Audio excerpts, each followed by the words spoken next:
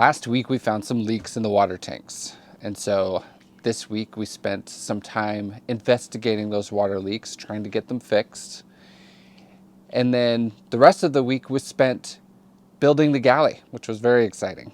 My name is Matt. Follow along as I turn Duracell, the legendary ocean racing sailboat, into a comfortable cruising home.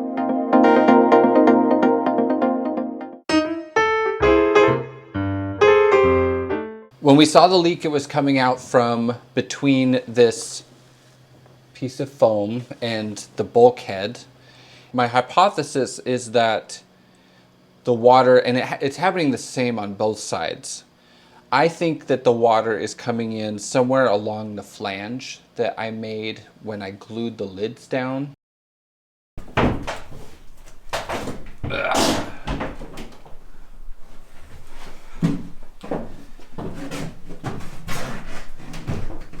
The flange was there as like tabbing to give it strength, but also as a nice big bonding surface for me to seal the lids on with. So I may have messed it up. It's interesting that I did it on both sides. It was leaking from exactly the same place on both sides. This is the old surface of the old ballast tank. And so this was a big piece of foam that went across this way. And it is glued. This is this face. This is the bulkhead. They're glued together like this. And so the leak is coming from between these two, coming where they come together. So what I'm going to do is cut this thing away, this part, and see if I can dig in and find out any more information, test my hypothesis about where the leak is coming from.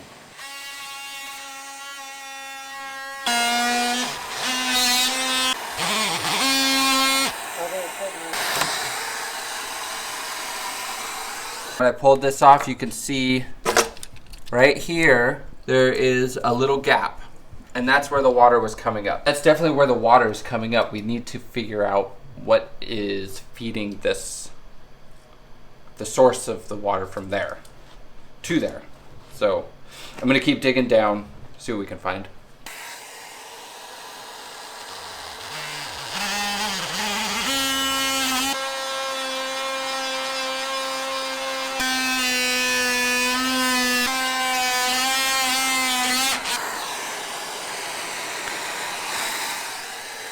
All over this boat, when a bulkhead meets, like the hull for instance, like this bulkhead is made of foam and fiberglass, it's sandwich core construction. When they meet these two, they often, and I don't do this either, they often don't put glue in here where they meet up. Usually they put fillets in on both sides and then lay glass over the tapes, which is what I do all over the place. And that's just like whenever I'm cutting away any parts of the boat, that's what I'm always finding, is that there's a gap between the end of the bulkhead, the piece, and whatever they're gluing it to. And that's the same exact thing that I'm finding here, is there's this gap between these two. And so that area used to be the inside of the tank, and so it didn't matter that that hole existed. But now it is going from inside the tank to outside the tank. And it used to be the inside, the whole thing used to be inside the tank. And there's a baffle right here. And I bet you that the end of this baffle was not sealed. And so water is probably, when I filled the tank up, when the water level was way up here, or even higher up here, so the tank goes up like that, when the water level was even higher, the water traveled up this channel and out. It's the new hypothesis. Ready? Ready. Okay. You're like a boat doctor. Yeah. So here's the baffle. And you see that hole? There's a hole. I bet you the water's going straight up that hole. The next thing we can do is, and this, I got this idea from the comments, is to put food coloring down this gap and see if it comes out the other end. And I've got my endoscope pointed right at the hole, so we're gonna do our little test here. Oh! Oh, wow. I have to plug up that hole. I don't know how I'm gonna do that yet. A few days ago, we figured out where the leak was coming out, like the source of the leak inside the tank. And so I put a fan at the access port here and tried to just dry out the area as much as I could, because when I fill this hole, both of these holes, I want it to be super dry. So I've got my camera on the little hole. It's still a little red and stuff from the dye. And what I'm going to do is take my little dye grinder and just grind out the hole a little bit. This is kind of like dentistry or something. And just like grind out the little hole, and then I'm going to fill it up with that splash zone epoxy. And then we'll do a little bit different method on the outside, but it's where I would really like to plug the hole at the source.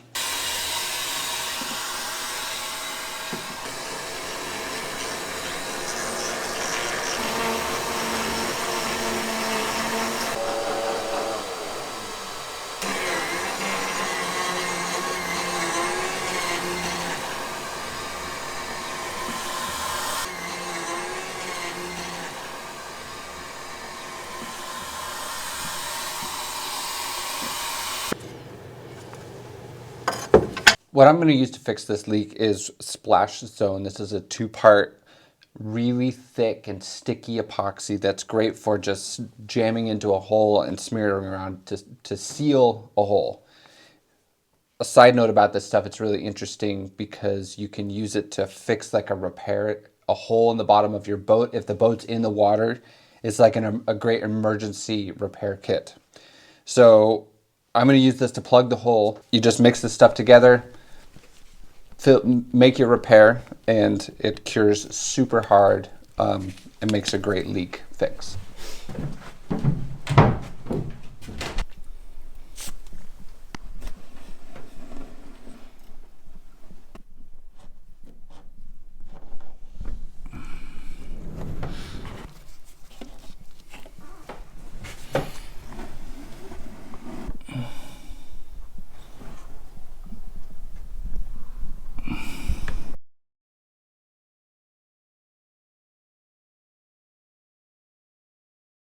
All right, so that is patched inside the tank. I'm feeling pretty good about that. After that's cured, I'll clean it up and paint over it with the potable water tank coat that we have. I'm pretty confident that I have the source of the leak fixed on the inside of the tank. This is where it was coming out on the outside of the tank, so I'm gonna plug it here too, so I'm kind of plugging it at both ends. What I'm gonna do is take thin, clear Total Boat epoxy and brush it around all over on the inside here so that it can kind of wick into the leaks, the voids, and then I'll fill the rest of it up with just the thick soap epoxy.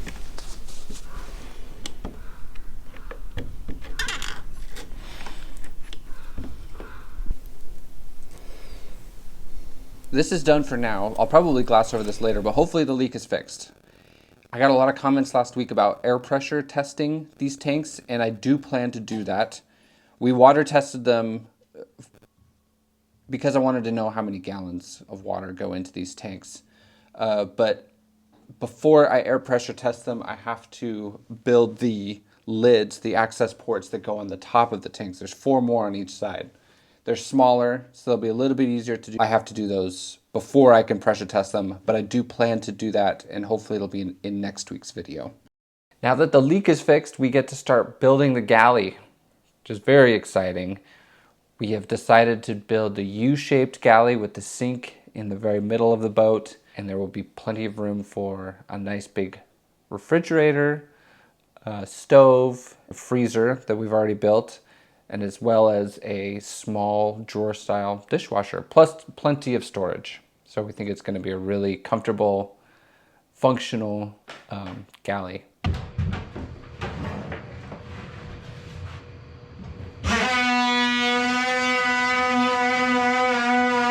Once my design was to a point where I felt good about starting the project, I began cutting up the temporary sole just where the galley is being built. This galley build will actually be a bit easier than a lot of the other projects because most of the parts will be square.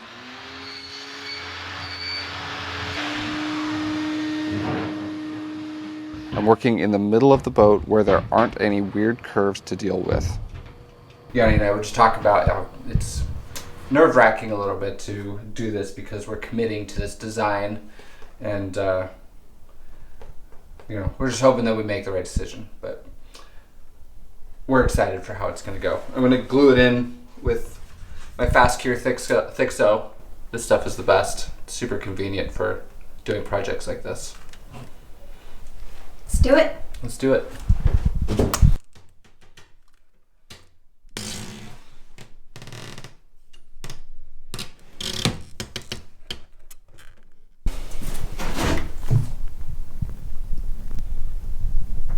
We've committed. We've committed to a U-shaped galley. It's done. The deed is done.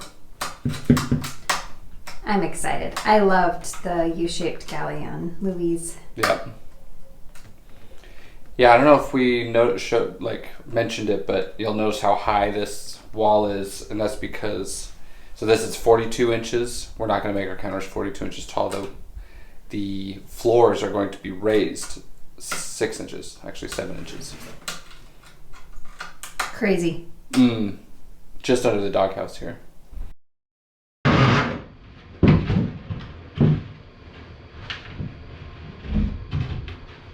I continued cutting up the sole as the galley grew to expose the floorings. These floorings are what I'm gluing the galley cabinet boxes to. All these parts were cut out previously and fit in place, and I really like to use these small wood blocks that are hot glued all over the place to make sure that my original fitting is replicated perfectly when it comes time to permanently glue it all in.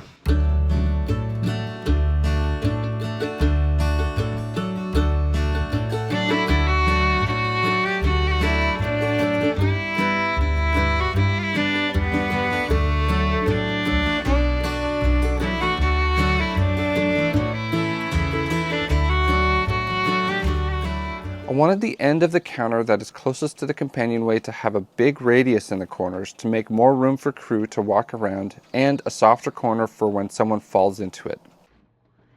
To make the end piece, I cut a bunch of slots on both ends of the flat stock that will become the part.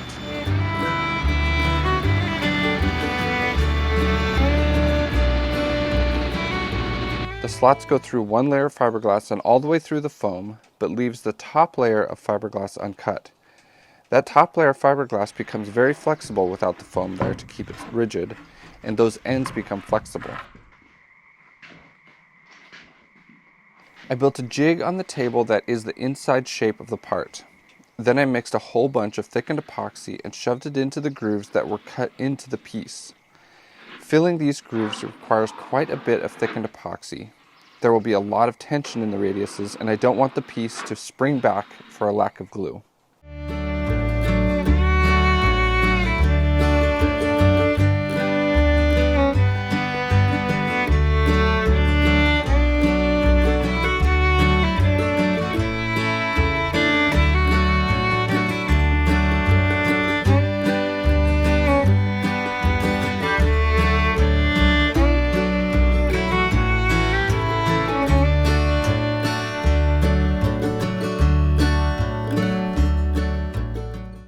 When it was all glued up, I just bent it over the jig. The 2x4 on the left and the piece screwed onto the table on the right are just acting as clamps to hold it in place.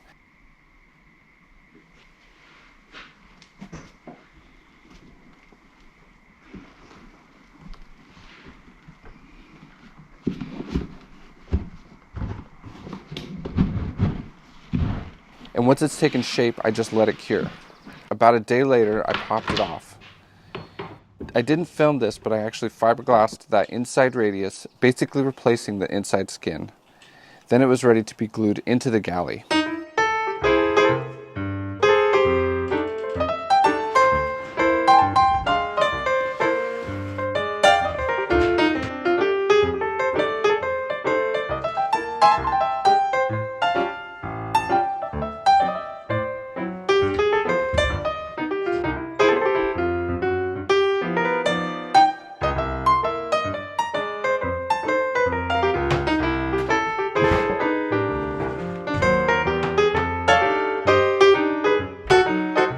Lastly, I built a backsplash wall that will keep the salon area protected from any action that's happening in the galley.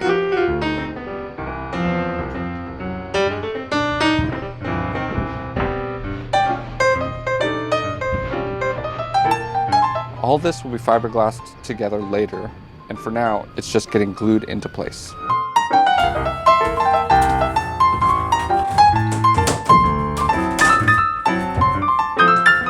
This first section of the galley has come together very quickly, and I'm really very excited about how it's gone so far. You're really very excited. I'm very excited. I'm also very excited. Yep. I don't know. It's again, the interior is changing very quickly, and it's, very motivating, which is really fun. So, but there's a lot left to do on this galley. To refresh your memory, this is where the sink is, and then next to the sink under the counter will be the dishwasher, the short dishwasher, the drawer style, and a drawer underneath it. And the refrigerator will be under the counter here, the drawer style refrigerator. The stove behind me, the freezer over in this corner, and lots of storage space behind the counter and to the right of the stove. Like I said before, the floor, the sole, is going to be up about 6 inches from where it is now. So you'll notice how high these counters are right now. They'll be shorter once the sole is raised up. But for right now, this thing is just glued together. So there's going to be a little bit more taping and stuff. And then this whole counter area has to be built. But I can't do that until after I pressure test the tanks, which I would like to do this week. I took a break from working on access hatches. The 4 access hatches on the top have to be built, and I took a break from doing them last week to build this. And so hopefully we'll have a positive pressure test result for next week's video. And lastly, we have some new Patreons to thank this week. First, thank you to Mohammed. He lives in Norway. He's originally from Syria. He has a really cool Albin Vega, a 27-foot sailboat he's been working on and wants to do some serious cruising on in the future. And he's also into paragliding. He sent us some amazing pictures of his adventures. Also, thank you to Michael, who's from Sweden. He lives there with his family, has done a lot of sailing growing up, and he was also in the Navy as a submariner. And also thank you to Chris, who is in Canada, who's done a ton of sailing in Canada on Lake Champlain. And Chris wanted us to give a special shout out to his grandkids, Otto, Hartley, and Nash. And he wants you to follow your dreams. So thank you very much to Chris. And lastly, thank you to Daniel and Karina, who are in Switzerland. Daniel and Karina raced together on their really cool dinghy. It's a First 14. He said their top speed was 15.3 knots, I believe. But it's really fun that they sail and race together. Sounds like all over Europe. So thank you very much to everybody who's been supporting this channel and our project. Again, we could not do this without you.